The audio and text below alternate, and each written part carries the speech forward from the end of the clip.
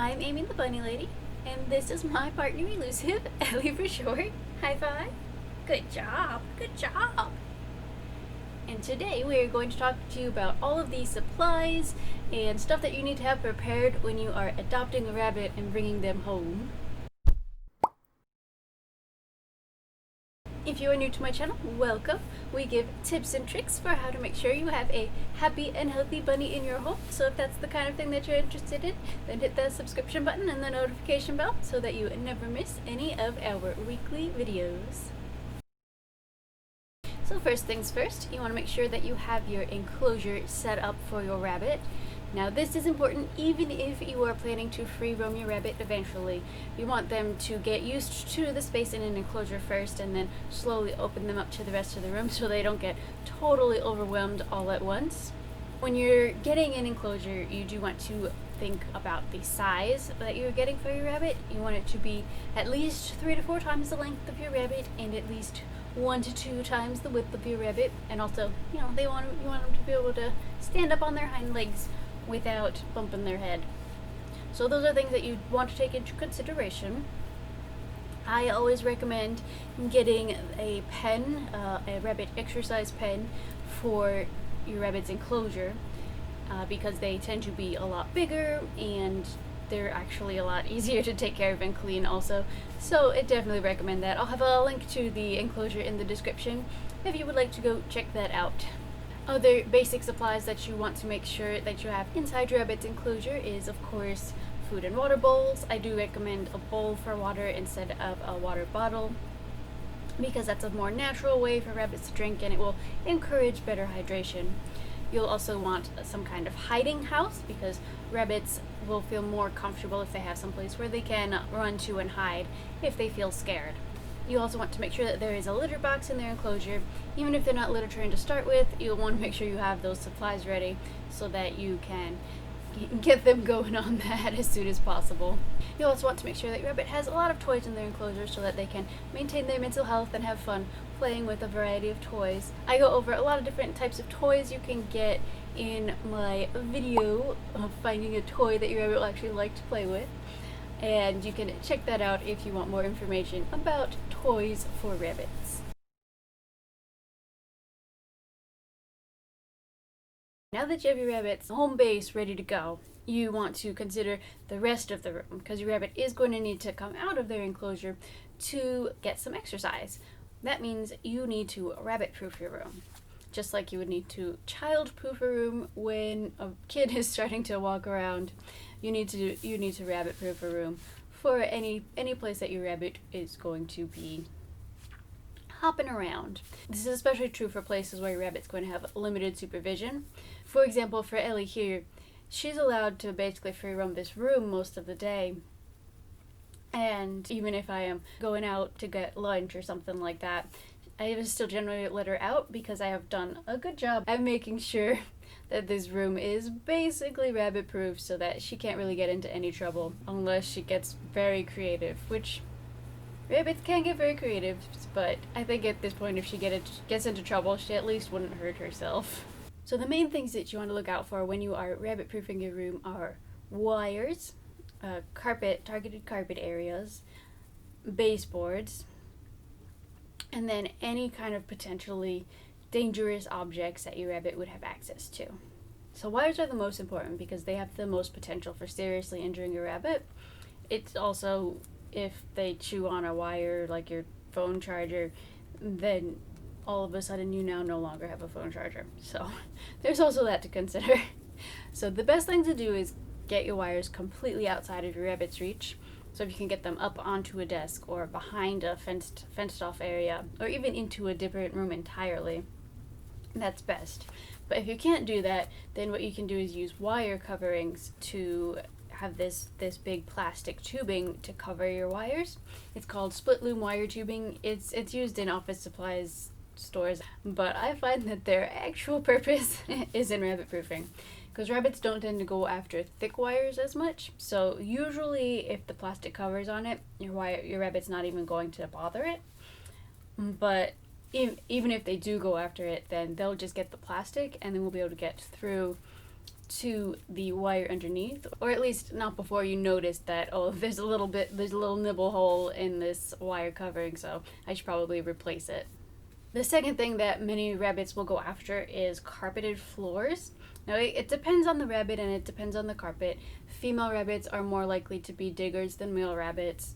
So this one does depend on your rabbit's personality. But generally the places that you're going to have to look out for are corners, the corners of rooms, and by doorways. Those tend to be the areas that rabbits will dig into the most. So I do recommend being prepared at least to block off these areas or cover them with some kind of plastic mat or cardboard or some kind of mat to cover the floor. For Ellie, she's actually not as much of a digger as she is a chewer, but I do have some mats prepared just in case she decides that there is an area of the carpet that she wants to start digging into.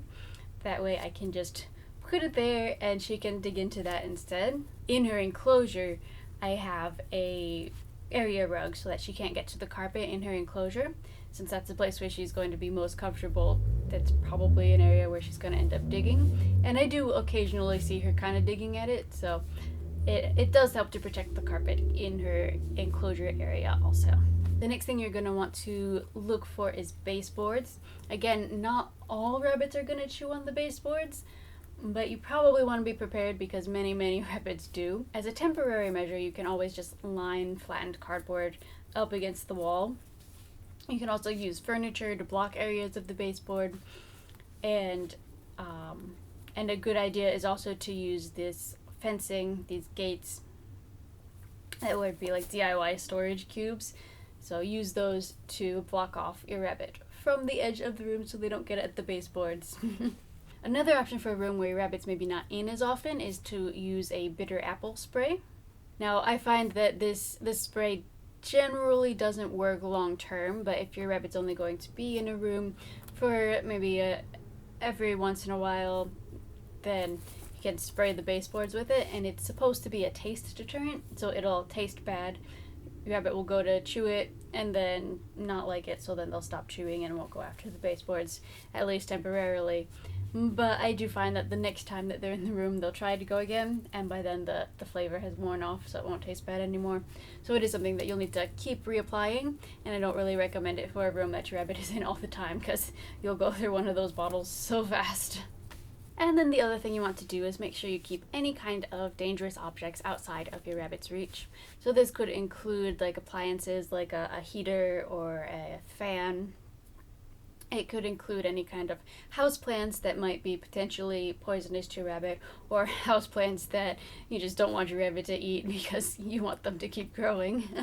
You also want to make sure, you keep your human food away from your rabbit and basic things like that. Just make sure your rabbit can't get at things that would be potentially dangerous to them. You can either keep them out of the room entirely, keep them like up on surfaces that your rabbit can't reach, or keep them behind fenced out areas. That can keep your rabbit from getting into trouble and getting themselves hurt by being curious little bunnies.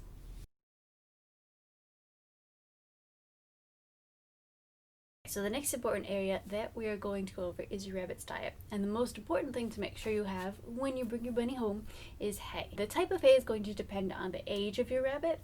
If you are adopting a very young rabbit, so under 6 months old, then you're going to want to get them alfalfa hay. But then if you are adopting an adult rabbit from an animal shelter, then you will want to be getting them Timothy hay, and that's what they're going to be having for the rest of their adult life. Other than the hay, the important part of your rabbit's daily diet is having some fresh leafy greens. You want to give them a variety just to give them different flavors and nutrients, and usually your rabbit will really love these. They'll eat them as if they're treats, but they're actually quite healthy for your rabbit. Your rabbit's dry food pellets really don't need to make up a very large portion of their diet. It's only going to be about a tablespoon per pound of your rabbit's weight. Again, if you have a young rabbit, it's a little bit different. You're going to want to get them alfalfa-based pellets. Usually the brand will be labeled as Young Rabbit Diet, Young Rabbit Food, something like that. I will put links to the types of food that I recommend into the description below so that you guys can have easy links to the brands that I use and recommend. I also have a playlist that has all of the diet videos I have about rabbits, so you can check that out. It has everything from the Diet 101 for what you need to feed your rabbit to how to transition a young rabbit and like what your young rabbit's diet is. So you can check that out if you're kind of confused and want a lot more detail about what types of food to feed your rabbit. But just know hay is most important. You want to make that most of what their diet is.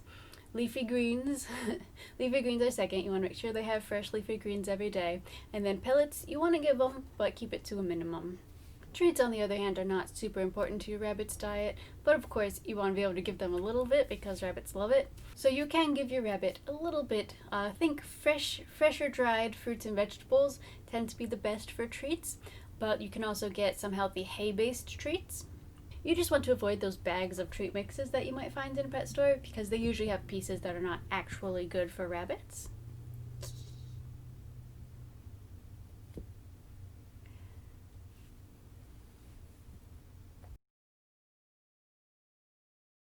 The other part of rabbit care that you really want to make sure that you're prepared for is socializing your rabbit.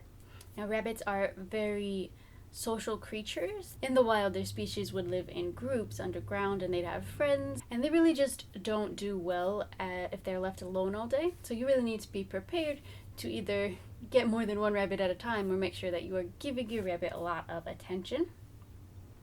Now, when rabbits first come home, they're often very shy right off the bat, so you're gonna need to be patient at first. Make yourself available to your rabbit so they can come up to you if they want to, but don't force yourself on your rabbit. Don't give them too much attention right away.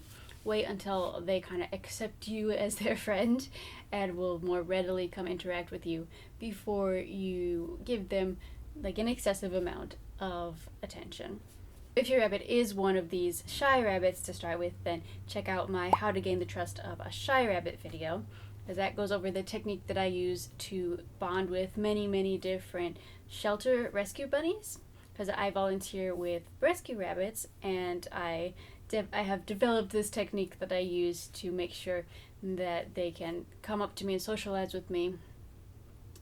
And it usually goes a lot faster when your rabbit sees you every day and you're around all the time. So that's the technique that I use, and you just need some treats and some patience, and your rabbit will eventually come to trust you. And while you're at it, you can watch your rabbit and learn some of their basic body language. You can learn how they look when they are confident and happy and hopping around, and you can learn how they look when they're kind of scared, and you'll see that their ears go forward and they might even look like they're up on their tippy toes, ready to bolt. You can watch your rabbit flop, which means that they're quite relaxed and happy, or that little chattering thing they do with their teeth when they're really content and relaxed. They'll often do that when you're petting them.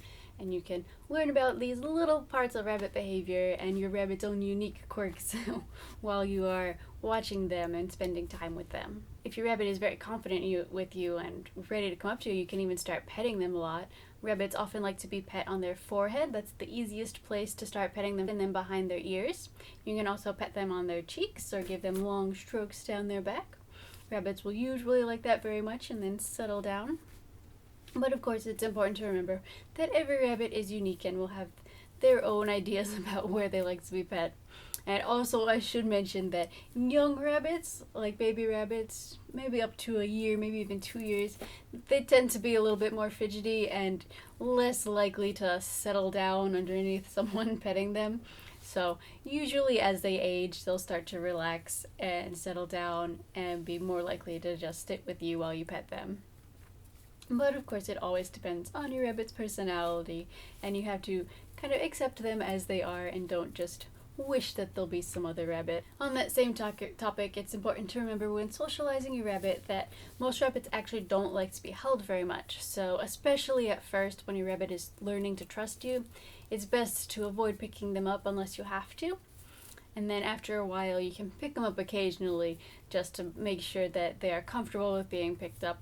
But you still don't want that to be your main form of interaction with them, because that will end up causing them to stop trusting you and maybe even start to run away from you and be scared of you. So avoid holding them unless you have to, especially at first.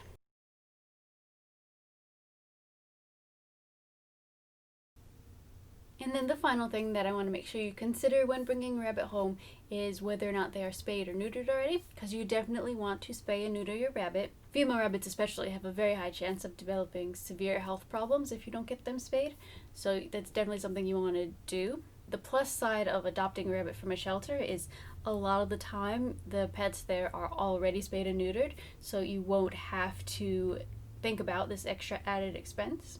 So just a little plug for your local animal shelter. Always consider adopting from them. Sure, you probably won't be able to get a baby bunny, but sometimes you can. But even if you can't, a lot of times it means that they'll be less expensive in the long run. They'll usually already be litter trained, often already spayed or neutered, and usually already kind of settling into their personality so that you don't have to figure out who they are as they become teenagers and go through their terrible twos and all of that. And if you want some tips and tricks about rabbits directly to your inbox, I send out a bi-monthly newsletter with all of the tricks that I've learned over the years of caring for rabbits and volunteering at animal shelters, so that you can have all of the information you need right to your inbox for caring for your rabbit and some little secrets that I've learned along the way. Thank you so much for watching. Hit that like button if this was a good video for you, and I do very much hope that I will see you next week.